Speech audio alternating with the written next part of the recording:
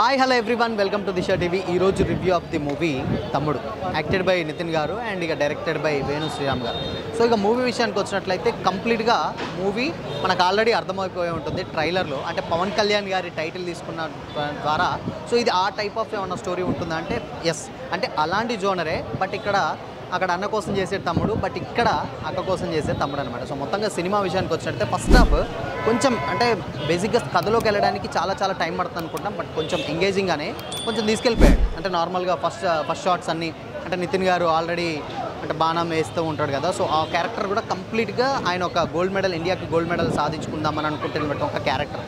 But ఆయన గతంలో వాళ్ళక్కకు ఆయనకు జరిగినటువంటి స్టోరీ ఏంటి అండ్ దానివల్ల ఎలా కాన్సన్ట్రేట్ చేయలేకపోతున్నాడు, దాని తర్వాత ఏం చేశాడు అండ్ దాని తర్వాత అనేది సినిమా. సో ఇక ఫస్ట్ హాఫ్ విషయానికి వచ్చినట్లయితే ఫస్ట్ హాఫ్ చాలా బాగుంటుంది. అంటే వర్ష బొల్లమ్మ గారి సీన్స్ ఉంటాయి అండ్ నితిన్ గారిది ఓకే గుడ్ బాగానే ఉందనిపిస్తుంది. బట్ ఇక కథలోకి వెళ్ళడానికి మెయిన్గా వెళ్ళిపోతూ ఉంటారు అనమాట. అంటే కొంచెం ఆ క్యారెక్టర్స్ అంటే ఇంట్రడ్యూసింగ్ ఆ లొకేషన్స్ అవన్నీ కూడా ఆ ఫస్ట్ హాఫ్ మొత్తం కథలోకి వెళ్ళడానికి టైం పడుతుంది అనమాట. బట్ దాని తర్వాత ఇక కథలోకి వెళ్ళిన తర్వాత సెకండ్ హాఫ్ మొత్తం అలానే వెళ్ళిపోతుంటుంది. బట్ ఇక్కడ సినిమా ఏంటంటే కంప్లీట్గా ఇది ఒక ఇయర్స్ నెలలు జరిగేటువంటి ఒక స్టోరీ కాదు, కంప్లీట్గా ఇది ఒక వన్ డేలో జరిగేటువంటి ఒక స్టోరీ. బట్ వన్ డేలో జరిగేటువంటి స్టోరీస్ని తీయాలంటే చాలా గట్స్ ఉండాలి అండ్ చాలా వరకు సక్సెస్ రేట్ తక్కువ. బట్ వేణు శ్రీరామ్ గారు దాన్ని కొంచెం బాగానే ఎంగేజ్ చేశారనిపిస్తూ ఉంటుంది. సెకండ్ హాఫ్లో ఇక వర్ష బొల్లమ్మ గారి క్యారెక్టర్ అండ్ నితిన్ గారి ఫైట్ సీక్వెన్సెస్ ఉంటాయి. ఆ ఫైట్ సీక్వెన్సెస్ అంటే కంప్లీట్గా సినిమా మొత్తం చేజే ఉంటుంది. యాక్షను అండ్ దాని తర్వాత చేజింగు, సేవింగు ఇవే ఉంటాయి అన్నమాట. సో అసలు ఏంటి అనేది అయితే సినిమా. సో దాని నుంచి ఎలా కాపాడారు. అండ్ ఇక తమ్ముడు ఎవరో కాదంటే వాళ్ళ అక్క లయ గారు చేసినటువంటి ఆ క్యారెక్టర్ డెఫినెట్గా ఆవిడకి ఒక కంబ్యాక్ మూవీ అని చెప్పొచ్చు. లయ గారిది ఎలా ఉంటుందంటే ఆవిడ క్యారెక్టర్ అంటే ఒక నీతి నిజాయితీ గల పోలీస్ ఆఫీసర్. బట్ ఇది మనకు డెఫినెట్గా ఎంసీఏ కొంచెం ఆ ఫ్లేవర్ కనిపిస్తూ ఉంటుంది. బట్ ప్లాట్ వేరు, స్టోరీ లైన్ వేరు. సో అందరూ కూడా దాన్ని కంపేర్ చేస్తున్నారు. బట్ అది వేరు. బట్ అది కంప్లీట్గా సిటీలో జరిగేటువంటి స్టోరీ అయితే ఇది కంప్లీట్గా ఒక ఫోన్ సిగ్నల్స్ కానీ లేకపోతే కొండలలో జరిగేట ఒక స్టోరీ. దాన్ని చాలా బాగా డిజైన్ చేశారు డైరెక్టర్ గారు. అండ్ ఇంకొక విషయం ఏంటంటే దీంట్లో సప్తమి గౌడ గారి క్యారెక్టర్ చాలా బాగుంటుంది, హీరోయిన్. సో సప్తమి గౌడ గారు అంటే కాంతార సినిమా హీరోయిన్.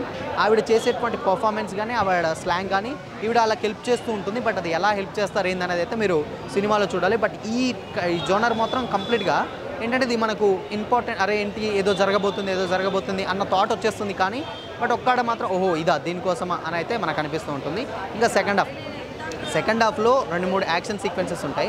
ఆ యాక్షన్ సీక్వెన్సెస్సే మెయిన్ హైలైట్ అనమాట. అంటే ఒక ఊరు ప్రజలు ఉంటారు, వాళ్ళు వీళ్ళని ఎలా చేస్తారు, వాళ్ళు ఎలా సేవ్ చేస్తారు అనేది. సో అక్కడ ఇంకొకటి లేడీ విలన్ క్యారెక్టర్ ఒకటి ఉంటుంది. అంటే విలన్ కాదు బట్ ఆ తరహాలో ఉండేటువంటి క్యారెక్టర్ ఉంటుంది. ఆవిడ ఫైట్ సీక్వెన్స్ అండ్ వర్ష బొల్లమ్మ గారి క్యారెక్టర్ చాలా బాగా అనిపిస్తుంది. అంటే ఆవిడ ఇన్ఫ్యాక్ట్ నితిన్ గారి కంటే ఆవిడకు వచ్చేటువంటి ఒక ఎలివేషన్స్ ఉంటాయి, అవి కొంచెం చాలా బాగా అనిపిస్తుంది అనమాట. అండ్ ఇంకొకటి ఏంటంటే మెయిన్గా విలన్. సో ఇక విలన్ ఎందుకు ఏంటి అనేదే ఇక్కడ ప్రాబ్లం. ఏంటంటే ఆయన ఒక్క దగ్గరనే కూర్చొని ఉంటాడు, ఆయనకు ఒక డిసీజ్ ఉంటుంది. బట్ అది స్టార్టింగే ఉంటుంది. బట్ ఆ డిసీజ్ నుంచి వెళ్ళి ఆయన ఎలా ఆయన చుట్టుపక్కల ఉన్నటువంటి వరల్డ్ని క్రియేట్ చేశాడు అండ్ దాని తర్వాత వాళ్ళని ఎలా ఇబ్బందులు పెడుతూ ఉంటారు అనేది స్టోరీ. బట్ దాన్ని లాస్ట్ క్లైమాక్స్కి తీసుకొచ్చి ఒక్కడ లింక్ చేస్తాడు. బట్ ఆ లింక్ కూడా బాగానే అనిపిస్తుంది. బట్ ఫస్ట్ హాఫ్ చూసినప్పుడు ఏమనిపిస్తుంది అంటే కొంచెం ల్యాగ్ అయిన ఫీలింగ్ అయితే వచ్చేస్తుంది. కానీ సెకండ్ హాఫ్ విషయానికి వచ్చినట్లయితే ఓకే మంచి స్టోరీనే తీసుకున్నామన్న, అంటే మంచి సినిమానే చూస్తున్నామన్న ఫీలింగ్ అయితే మనకు వచ్చేస్తుంది. సో ఓవరాల్గా సినిమా ఒక మంచి అండ్ మెయిన్గా విలన్ క్యారెక్టరేషన్ చాలా కొత్తగా అనిపిస్తుంది. ఓకే కొంచెం అంటే నవ్వుకుంటూ ఉంటాం. బట్ ఆయన చేసేటువంటి పర్ఫార్మెన్స్ ఆ టైప్ ఆఫ్లో ఉంటుంది. శ్రీకాంత్ అయ్యంగారి క్యారెక్టర్ బాగానే ఉంటుంది. మెయిన్గా సినిమాకి ఒక ఫ్యామిలీ స్టోరీ అనమాట. వాళ్ళందరి మీదనే సినిమా వెళ్తూ ఉంటుంది అన్నమాట కంప్లీట్గా. సో కంప్లీట్గా వీళ్ళందరూ వచ్చిన తర్వాత ఏంటి మరి దాన్ని ఎలా సేవ్ చేశారో, వాళ్ళ అక్క నిజాయితీని ఎలా నిలబెట్టాడు అనేది తమ్ముడు స్టోరీ. సో ఫ్యామిలీ ఆడియన్స్ మాత్రం చాలా బాగా కనెక్ట్ అవుతుంది. And especially BGM Ajaneesh Loknath గారు కొంచెం ఎక్కడో ఆయన మార్క్ ఏదో మిస్ అయిందన్న ఫీలింగ్ వచ్చేస్తుంది. కానీ ఒక 2 చోట్ల మాత్రం అనిపించినా కానీ ఓవరాల్గా సినిమా మొత్తం అయితే ఓకే గుడ్ బాగుంది అనిపిస్తుంది. బట్ ఓవరాల్గా ఒక డీసెంట్ సినిమా అండ్ ఒక యాక్షన్ అంటే ఫ్యామిలీ ఆడియన్స్ కనుక చూస్తే మాత్రం డెఫినెట్గా నచ్చుతుంది. బట్ ఓవరాల్గా అందరికైతే రాదు. లయ గారికి ఒక మంచి కంబ్యాక్ అండ్ నితిన్ గారికి మాత్రం రాబిన్ హుడ్ తర్వాత ఒక కొంచెం ఓకే మూవీ అని అయితే అనిపిస్తుంది. బట్ ఓవరాల్గా ఒక మంచి సినిమా చూసామన్న ఫీలింగ్ అయితే వచ్చేస్తుంది అనమాట. సో ఒక చూడాలి మరి మేబీ ఇంకేంటంటే అలా కొంచెం ఏదైనా ఎంగేజ్ చేస్తారా అండ్ లాస్ట్ సినిమా అయిపోయిందన్న టైంలో లాస్ట్ ఒక 20 మినిట్స్ ఉంటుంది. ఆ 20 మినిట్స్ సినిమా.